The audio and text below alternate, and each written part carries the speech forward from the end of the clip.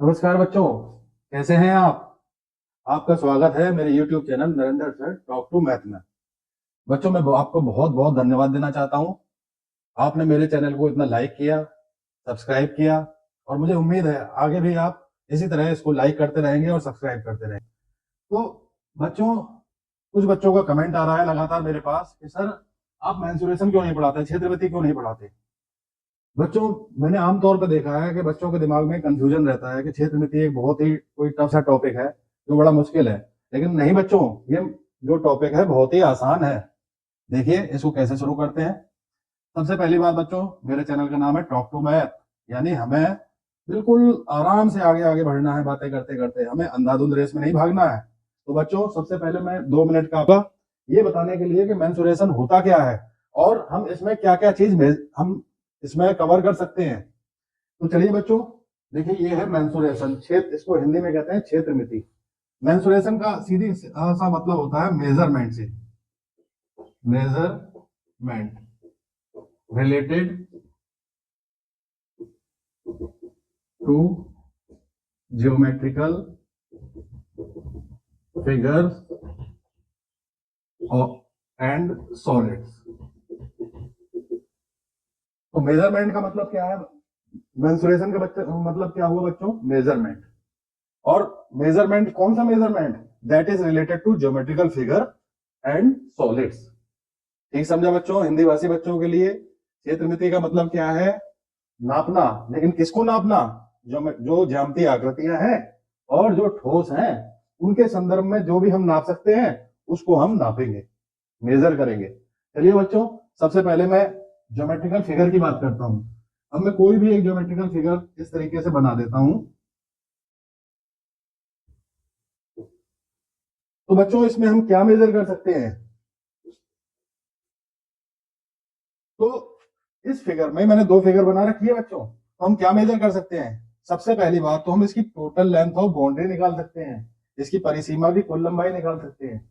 देखिए बच्चों, ये क्या है, ये ये ये जहां जहां मेरा पेन जा रहा है ये इसकी बाउंड्री बनाते हैं। क्या हम इसकी बाउंड्री की कुल लंबाई नहीं निकाल सकते? हाँ बच्चों, सही कहा, निकाल सकते हैं। और ये क्या है, इसको कहेंगे हम पेरीमीटर, हिंदी भाषी बच्चों के लिए परिमाप। तो देखा बच्चों, सबसे पहले किसी ज्योमेट्रिकल फिगर की हम टोटल लेंथ ऑफ बाउंड्री निकाल सकते हैं, पेरीमीटर निकाल सकते हैं। और जगह जगह आपने हर एक क्वेश्चन में कहीं ना कहीं पेरीमीटर का नाम सुना होगा, तो इसलिए आज इसको समझ भी लीजिए। अगर पॉलीगॉन की बात करें तो ये साइडों से मिलकर बना होता है, और इसकी पेरीमीटर निकालने के लिए इसकी सारी साइडों को बच्चों प्लस कर लेंगे। अब बच्चों दूसरा क्या है कि हम इसका एरिया निकाल सकते हैं। एरिया माने क्षेत्रफल। अब ये क्षेत्रफल क्या होता है बच्चों? क्षेत्रफल होता है occupied surface by A geometrical figure. ठीक समझा बच्चों? हिंदी भाषी बच्चों के लिए, अगर हम कोई ज्योमेट्रिकल फिगर, ज्यामितीय फिगर बनाए तो उसके अंदर जो भी सरफेस आ गई हमारी, ये पूरा बोर्ड एक सरफेस है बेटा, लेकिन जैसे ही मैंने ये ज्योमेट्रिकल फिगर बनाई तो इसका एक पार्ट इसके अंदर आ चुका है, और ये पार्ट बच्चों क्या है, इसका क्षेत्रफल। तो बच्चों, अब दूसरा प्रश्न है, क्योंकि मैंने बताया मेंसुरेशन का मतलब मेजरमेंट है, तो हम इसको कैसे मेजर करें, इसका क्षेत्रफल कैसे नापे बच्चों? इसका क्षेत्रफल नापने के लिए हमें कोई एक बाट चाहिए होगा। सही समझा बच्चों? किसी भी चीज को नापते हैं तो बाट से, उसकी एक यूनिट होती है।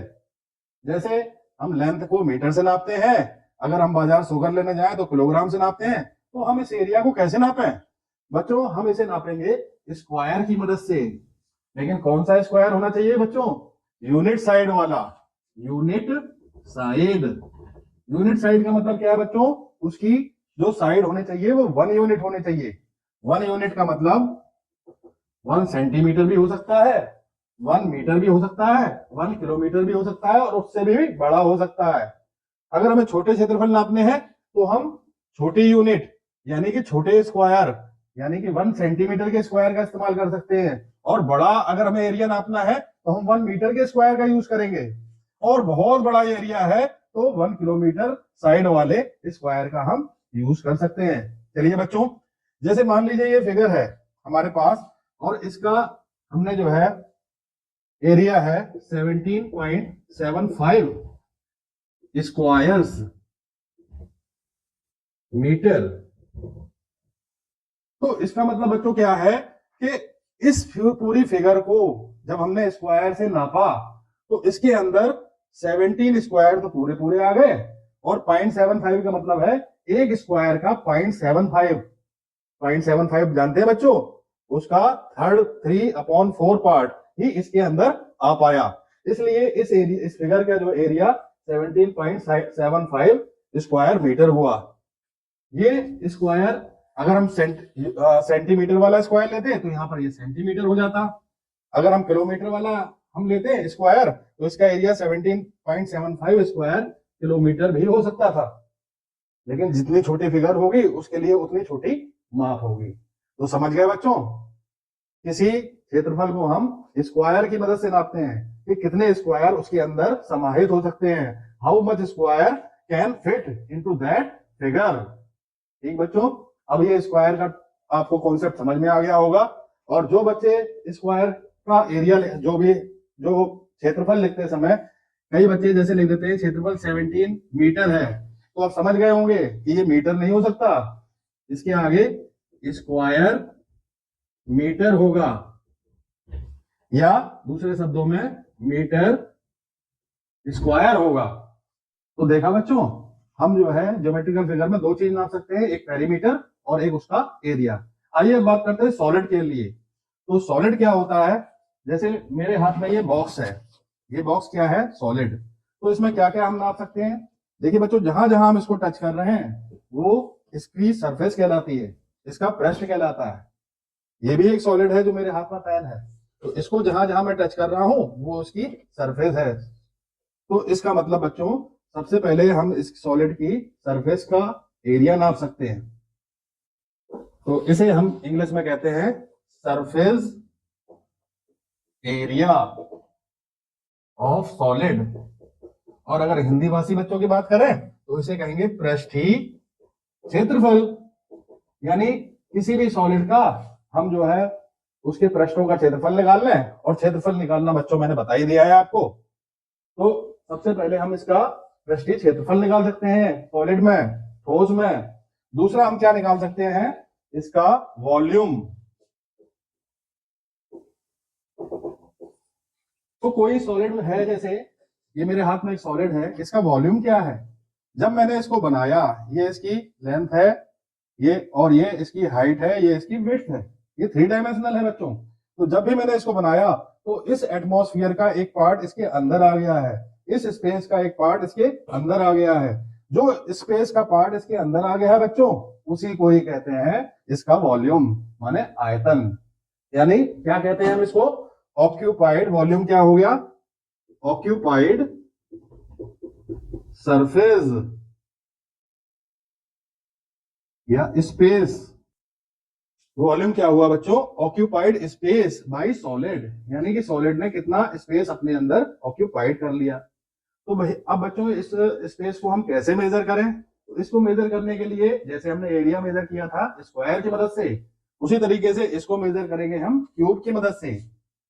और क्यूब बच्चों कैसा होना चाहिए, यूनिट साइड का, यानी जिसकी साइड 1 यूनिट हो। ये 1 सेंटीमीटर भी हो सकता है, 1 मीटर भी हो सकता है, और पहले जैसे समझा था 1 किलोमीटर भी हो सकता है। यानी क्यूब की साइड 1 सेंटीमीटर हो, 1 मीटर हो या 1 किलोमीटर, लेकिन होना क्यूब ही चाहिए जिससे हम वॉल्यूम मेजर करें। तो छोटी चीज के लिए छोटा क्यूब माने सेंटीमीटर वाला क्यूब, और बड़ी चीज के लिए मीटर वाला क्यूब, और बहुत बड़ी चीज है उसके लिए किलोमीटर वाला क्यूब हम इस्तेमाल कर सकते हैं बच्चों। तो हम देखेंगे, हम छोटे छोटे क्यूब ले लेंगे। जैसे इसका हमें वॉल्यूम मेजर करना है तो ये छोटा है, तो इसके लिए सेंटीमीटर वाला क्यूब लेंगे, और क्यूब ले लेके हम इसके अंदर फिट करेंगे और देखेंगे इसमें कितने क्यूब आ चुके हैं। मान लीजिए इसका वॉल्यूम है, इसका आयतन है 29.25, और आगे क्या आएगा बच्चों, सही का क्यूब, और क्यूब हमने लिए हैं मान लीजिए सेंटीमीटर वाले। तो इसका आयतन हुआ 29.25 क्यूब सेंटीमीटर, या दूसरे शब्दों में सेंटीमीटर क्यूब। तो क्या समझे बच्चों, ठीक कहा बच्चों आपने, आप समझ गए। इसका मतलब इसके अंदर 29 क्यूब पूरे पूरे आ जाएंगे, इसके अंदर 29 क्यूब पूरे पूरे आ जाएंगे, और 0.25 का मतलब है एक क्यूब का केवल 0.25 यानी 1/4 पार्ट ही इसमें आ पाएगा। तो बच्चों इस तरीके से आपने समझ लिया कि हम मेंसुरेशन के अंदर क्या क्या चीज मेजर कर सकते हैं। ज्योमेट्रिकल फिगर में तो पेरीमीटर एंड एरिया, और सॉलिड में सरफेस एरिया एंड वॉल्यूम। और हम बच्चों इसी को भी पढ़ेंगे, बहुत ही आसान है बच्चों। हम बच्चों अपने चैप्टर जो 8th क्लास का है मेंसुरेशन पे लौटते हैं, और ये चैप्टर है हमारा चैप्टर 9।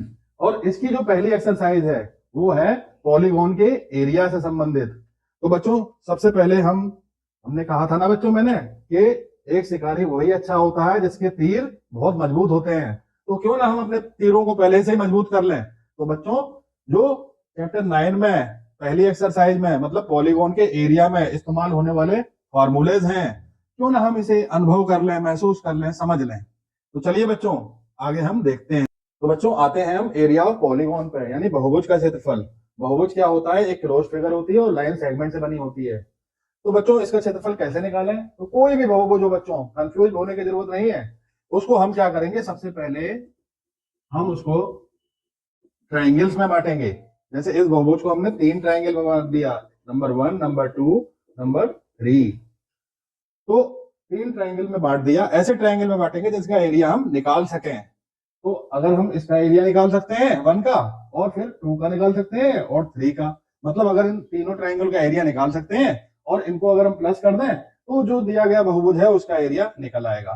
तो बच्चों सबसे पहले हमको क्या समझना होगा, ट्राइंगल का एरिया। क्योंकि सारे बहुभुज, सारे पॉलीगॉन का एरिया किस पर बेस है, ट्राइंगल के एरिया पे, त्रिभुज के एरिया पे। तो चलिए बच्चों एरिया ऑफ ट्राइंगल क्या होता है इसे देख लेते हैं। एरिया ऑफ ट्राइंगल होता है half multiply base multiply corresponding height. अगर हिंदी में कहें तो त्रिभुज का क्षेत्रफल बराबर हाफ 1/2 आधार गुणा संगत ऊंचाई। तो ये एक त्रिभुज मैंने ले लिया है। हम देखते हैं इसका एरिया कैसे निकालेंगे। तो इसकी 3 भुजाएं हैं। सबसे पहले तो हमें कोई भी एक साइड उसको चूज करना पड़ेगा। मैंने ये साइड इसकी चूज कर ली, चुन ली, इसे ले लिया मैंने आधार। आधार के बाद हमें चाहिए यानी बेस। बेस के बाद इस फार्मूले में चाहिए कॉरस्पॉन्डिंग हाइट। तो कॉरस्पॉन्डिंग हाइट मतलब संगत ऊंचाई। तो इसकी कॉरस्पॉन्डिंग हाइट कहां से निकलेगी, इसके सामने वर्टेक्स देखिए, वर्टेक्स पे आप पहुंच जाइए और यहां से इस बेस पर एक परपेंडिकुलर ड्रॉ कर दीजिए, जिसको ऑल्टीट्यूड भी कहते हैं।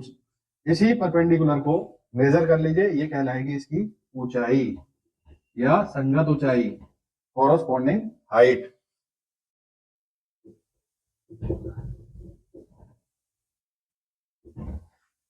तो ये बेस हो गया और इसके सामने वाले वर्टेक्स से डाला गया जो परपेंडिकुलर है वो उसकी हाइट हो गई, ऊंचाई हो गई। दोनों को फार्मूले में रख दीजिए, एरिया निकल आएगा। और बच्चों में ध्यान देने वाली बात यह है कि कोई जरूरी नहीं है बेस यही हो, हम बेस इस साइड को भी ले सकते हैं, ये भी बेस हो सकता है। लेकिन इसकी जो है कॉरस्पॉन्डिंग हाइट कहां से निकलेगी, इसके सामने वाले वर्टेक्स से जब इस पर हम परपेंडिकुलर डालेंगे। बेस ये थर्ड साइड भी हो सकती है बच्चों, बेस ये भी हो सकता है, लेकिन इसकी कॉरस्पॉन्डिंग साइड कहां से निकलेगी, इसके जो अपोजिट वर्टेक्स है, सामने वाला वर्टेक्स है, शीर्ष है, उससे इस पे परपेंडिकुलर डाला जाएगा। तो इसीलिए बच्चों मैंने फार्मूले में क्या लिखा है, half multiply base multiply corresponding height, यानी जो बेस है उसी की हाइट यूज करनी है। तो बच्चों इस तरह हमने देख लिया। तो बच्चों अब हम आगे लौटते हैं एरिया ऑफ पैरेललोग्राम। अब हम कुछ स्पेशल केसों में एरिया निकाल के देखेंगे। तो पहला केस है पैरेललोग्राम का एरिया। तो सबसे पहले हम पैरेललोग्राम को समझते हैं, वो होता क्या है। मैंने ये पैरेललोग्राम बना रखा है। पैरेललोग्राम यानी कि समांतर चतुर्भुज। Parallelogram is a quadrilateral whose opposite sides are parallel. तो ये एक समांतर चतुर्भुज है जिसकी जो अपोजिट साइड माने सामने वाली भुजाएं समांतर है। ये भुजा इसके समांतर है, ये भुजा इसके समांतर है। तो इसका एरिया हम कैसे निकालें। तो पहले मैंने बताया था बच्चों, किसी का भी पॉलीगॉन का एरिया निकालना है तो उसे ट्रायंगल में डिवाइड करना होगा। मैंने इस पैरेललोग्राम को यहां से इसमें इसका ये डायगोनल ज्वाइन कर दिया, तो इसको 2 ट्रायंगलों में बांट लिया है तरीके से। ये पहला ट्रायंगल है और ये दूसरा ट्रायंगल है बच्चों। तो क्यों अगर हम इस ट्रायंगल का एरिया निकाल लें और फिर इसका निकाल लें, यानी पहले का निकाल लें और दूसरे का निकाल लें और दोनों को ऐड कर दें, तो इस पैरेललोग्राम का एरिया निकल आएगा। बच्चों एक बात मैं आपको और बताना चाहता हूं पैरेललोग्राम के केस में, देखिए जैसे ये दोनों ट्रायंगल है तो ये बिल्कुल एक जैसे हैं, कॉन्ग्रुएंट हैं।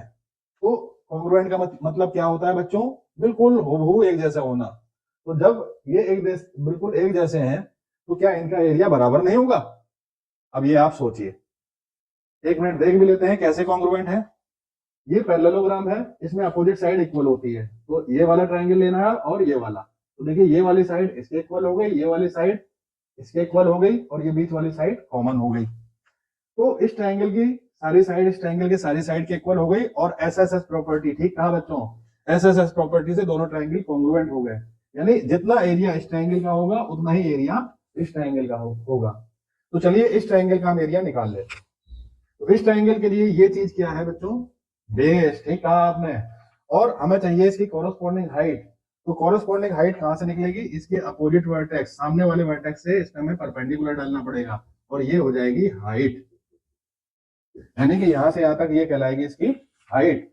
और इस ट्रायंगल का एरिया हो जाएगा, एरिया ऑफ ट्रायंगल वन हो जाएगा half multiply base multiply corresponding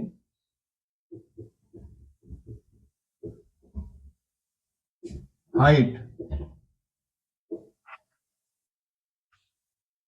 अब बच्चों क्योंकि ये दोनों ही ट्रायंगल इक्वल हैं तो इस ट्रायंगल का एरिया हम कह सकते हैं इस पूरे का हाफ होगा। यानी कि हमको जो है पैरेललोग्राम का एरिया निकालना है, उस पैरेललोग्राम का एरिया क्या होगा? इस ट्रायंगल के एरिया का डबल होगा। तो जो भी हमने एरिया निकाला है तो एरिया ऑफ पैरेललोग्राम क्या होगा? इस ट्रायंगल के एरिया का डबल। तो डबल का मतलब हम इसमें 2 से मल्टीप्लाई कर लें।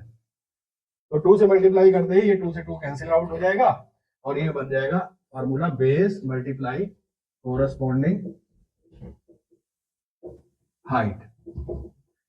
यानी एरिया ऑफ पैरेललोग्राम होता है बेस मल्टीप्लाई कोरस्पॉन्डिंग हाइट, यानी आधार गुणा संगत ऊंचाई। चलिए बच्चों अब इस समचतुर्भुज का क्षेत्रफल निकालते हैं, एरिया ऑफ रोम्बस। पहले ही बताया था ये पैरेललोग्राम ही है। तो इसके लिए फिर वही चीज कि कभी भी किसी पॉलीगॉन का एरिया निकालना हो तो उसे ट्रायंगल में बांट लेते हैं। मैंने इसका ये डायगोनल मिला दिया, मिलाते ही ये दो ट्रायंगल में बढ़ गया बच्चों, एक ऊपर वाला ट्रायंगल और एक नीचे वाला ट्रायंगल। और अभी बच्चों मैंने सिखाया था ये दोनों ट्रायंगल जो है कॉन्ग्रुएंट हैं, ये दोनों बिल्कुल एग्जैक्टली एक जैसे हैं, तो दोनों का एरिया भी इक्वल होगा। यानी किसी भी एक ट्रायंगल का एरिया निकालना है तो ये पूरे का वो हाफ हो जाएगा। यानी एक ट्रायंगल का एरिया इस पूरे रोम्बस के ट्रायंगल का हाफ हो जाएगा। तो चलिए हम ऊपर वाले ट्रायंगल का एरिया निकालने की कोशिश करते हैं। तो बच्चों ऊपर वाले ट्रायंगल में जो ये है डायगोनल 1, इसको हम मान लेते हैं बेस, आधार। तो कुछ देर के लिए मैंने मान लिया, मैंने माना पहले विकर्ण की लंबाई, length of first diagonal is d1, यानी बेस की पूरी यहां से लेके यहां तक लंबाई कितनी ही मान ली मैंने? d1। अब इसके अपोजिट वर्टेक्स यहां से परपेंडिकुलर ड्रॉ करना होगा। तो चलिए हम मिला देते हैं हाइट के लिए, यहां से परपेंडिकुलर हमें चाहिए तो हम इसके सेकंड डायगोनल को भी मिला देते हैं। और लेंथ ऑफ सेकंड डायगोनल क्या हो जाएगा? मान लिया हमने d2, यहां से यहां तक की लंबाई d2 मान ली। तो अभी हमने प्रॉपर्टी पढ़ी थी बच्चों कि diagonal perpendicular bisect each other करते हैं। तो देखिए पहले हम प्रॉपर्टी यूज करते हैं कि ये डायगोनल क्या है? परपेंडिकुलर। तो ये एंगल कितना हो जाएगा? 90। यानी जैसे ही ये एंगल 90 हो गया तो इस वर्टेक्स से इस बेस के लिए ये जो परपेंडिकुलर है यहां से यहां तक ये इसकी क्या हो गई? हाइट। यानी इस ट्रायंगल में अपोजिट वर्टेक्स से जो ये परपेंडिकुलर ये यहां से हमने जो ड्रॉ किया है वो हाइट कहलाती थी। तो जैसे ही ये परपेंडिकुलर हो गए तो ये हो गया हाइट। अब इसके बाद दूसरी प्रॉपर्टी क्या है कि डायगोनल बाइसेक्ट करते हैं तो ये डायगोनल ये बाइसेक्ट हो जाएगा, दो बराबर टुकड़ों में बढ़ जाएगा। यानी जितना यहां से यहां है उतना यहां से यहां हो जाएगा। पूरा मान लिया मैंने कितना है? d2, तो यहां से यहां तक हो जाएगा ये d2/2, यानी पूरे का आधा। तो बच्चों समझ चुके होंगे कि इस ट्रायंगल में ये d1 है और ये इसकी हाइट d2/2 है। तो इसलिए इस ट्रायंगल का एरिया हो जाएगा area of first triangle equal to हो जाएगा हाफ मल्टीप्लाई बेस, बेस यहाँ क्या हो गया बच्चों? पहला डायगोनल d1 मल्टीप्लाई इसकी हाइट, तो वो होगी d2 की आधी, d2/2। इसको सॉल्व कर लेंगे तो ये हो गया d1 मल्टीप्लाई d2/4। और बच्चों जैसा कि मैंने बताया इस ट्रायंगल का एरिया इस रोम्बस का एरिया क्या होगा, इस ट्राइंगल का एरिया का दोगुना, क्योंकि इस ट्राइंगल का एरिया इस रोम्बस का आधा है, तो रोम्बस का एरिया इस ट्राइंगल के एरिया का क्या हो गया, डबल। इसलिए area of rhombus equal to 2 time area of triangle d1 multiply d2 upon 4। 2 से 4 कैंसिल आउट हो जाएगा, 2 2 जा 4 बेटा। इसलिए बच्चों एरिया ऑफ रोम्बस क्या हो गया बच्चों, जो समचतुर्भुज का क्षेत्रफल हो गया d1 multiply d2 upon 2। d1 और d2 मतलब पहले डायगोनल की लंबाई मल्टीप्लाई में दूसरे डायगोनल की लंबाई बटे में 2, यानी product of diagonals divided by 2। Diagonals का मतलब लेंथ ऑफ डायगोनल, डायगोनल की लेंथ को हम मल्टीप्लाई कर देंगे और डिवाइड कर देंगे 2 से। चलिए बच्चों अब देखते हैं एरिया ऑफ ट्रेपेजियम। तो ट्रेपेजियम क्या होता है, समलंब। तो समलंब होता क्या है, इसका क्षेत्रफल निकालने से पहले हम इसे समझ लेते हैं। It is a quadrilateral whose only one pair of opposite side is parallel। तो अभी हमने पैरेललोग्राम में देखा था, अपोजिट साइड के दोनों ही पेयर जो है पैरेलल होते थे, जैसे ये पैरेलल इसके और ये पैरेलल इसके। लेकिन यहाँ पर क्या है, केवल अपोजिट साइड का एक ही पेयर पैरेलल होगा, या तो ये पैरेलल इसके होगा और या ये दूसरा वाला पेयर ये पैरेलल इसके होगा, यानी केवल एक ही पेयर पैरेलल होना चाहिए, तो ये ट्रेपेजियम कहलाएगा। इसका एरिया कैसे निकालें, तो हमने एक ट्रेपेजियम ड्रॉ कर लिया है। मान लीजिए इसका ये वाली साइड और ये दोनों साइड पैरेलल है। इसका मान लीजिए कि इसकी लेंथ a है और इसकी लेंथ b है, यानी इस पैरेलल साइड की लेंथ a है और इसके अपोजिट पैरेलल साइड की लेंथ b है। तो फिर से वही तरीका बच्चों, इसको हम ट्राइंगल में बांट देंगे। हमने ऐसे डायगोनल खींच दिया है, ट्राइंगल में बढ़ गया। अब इन दोनों ट्राइंगलों का एरिया निकाल देंगे और ऐड कर देंगे, ट्रेपेजियम का एरिया मिल जाएगा। तो चलिए हम नीचे वाले ट्राइंगल की बात करें। ये यहां से यहां तक इसका बेस हो गया, ये हो गया बेस, और इसकी हाइट इसके सामने वाले वर्टेक्स से इस पे जो परपेंडिकुलर डाला जाएगा उसकी लेंथ हम मेजर कर लेंगे। मान लीजिए जो ये लेंथ आई है h, तो इसका एरिया हो जाएगा a मल्टीप्लाई h अपॉन 2। तो इस ट्राइंगल का एरिया निकला है बच्चों। अब हम जो है इसका जो ऊपर वाला ट्राइंगल है उसका एरिया निकालते हैं। ऊपर वाले ट्राइंगल का बच्चों हम ये वाला बेस ले लेते हैं, ये ऊपर वाला बेस, ये बेस ले लेते हैं। तो इसका परपेंडिकुलर कैसे निकलेगा, इसकी हाइट कैसे निकलेगी, इसके सामने इस बेस के जो सामने वर्टेक्स आ रहा है यहां से इस पे परपेंडिकुलर ड्रॉ करेंगे। ये इसको कहीं मिल नहीं रहा है तो इसको आगे बढ़ा देंगे, इस तरीके से ये मिलेगा। तो यहां से यहां तक ये हम अगर लेंथ पता कर लें तो ये इसकी हाइट हो जाएगी। अब बच्चों देखने वाली बात यह है कि ये दोनों साइड पैरेलल हैं। ये कैसी है, पैरेलल। तो पैरेलल लाइन के बीच की डिस्टेंस, परपेंडिकुलर डिस्टेंस हर जगह बराबर होगी। तो अगर ये h है तो ये डिस्टेंस भी h ही होगी, यानी इसका एरिया हो जाएगा b मल्टीप्लाई h अपॉन 2। इस पूरे ट्रेपेजियम का एरिया निकालने के लिए दोनों को एरिया को प्लस करना होगा, हमने प्लस कर दिया, और जैसे ही प्लस किया तो ये हो जाएगा एरिया ऑफ ट्रेपेजियम। तो देखिए बच्चों, अब इसमें हम कुछ कॉमन चीज बाहर कर लेंगे, जैसे हाफ कॉमन है वो निकाल लेंगे बाहर, और h कॉमन है उसको बाहर कर लेंगे। तो अंदर क्या बचेगा, यहाँ से a बचेगा, यहाँ से प्लस b बचेगा। तो ये बच्चों ट्रेपेजियम का फार्मूला आ गया। तो ये फार्मूला क्या है बच्चों, कि h upon 2 multiply a plus b। तो h क्या है, पैरेलल लाइन के बीच की डिस्टेंस है, a और b क्या है, ये जो पैरेलल साइड्स हैं उनकी लेंथ है, पैरेलल साइडों की लेंथ, जो समांतर भुजाओं की लंबाइयां हैं। तो इस तरह बच्चों हमने समलंब का क्षेत्रफल भी निकाल लिया।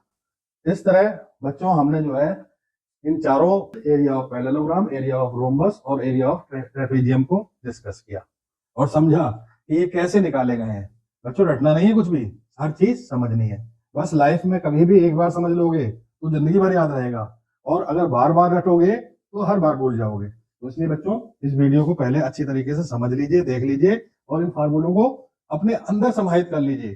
फिर देखते हैं कैसे बातें करते करते हम आगे इसकी एक्सरसाइज भी कर लेंगे। तो बच्चों नेक्स्ट पार्ट में मैं मेंसुरेशन की एक्सरसाइज जो 9.1 है, जिसमें ये चारों ही फार्मूले इस्तेमाल होने वाले हैं, मैं उसको आपके सामने उसका एक पार्ट लेके आऊंगा। और बच्चों मेरे चैनल को इसी तरह पसंद करते रहिए ताकि मैं आपके लिए कुछ और अच्छा लेके आ सकूं। धन्यवाद बच्चों, बाय।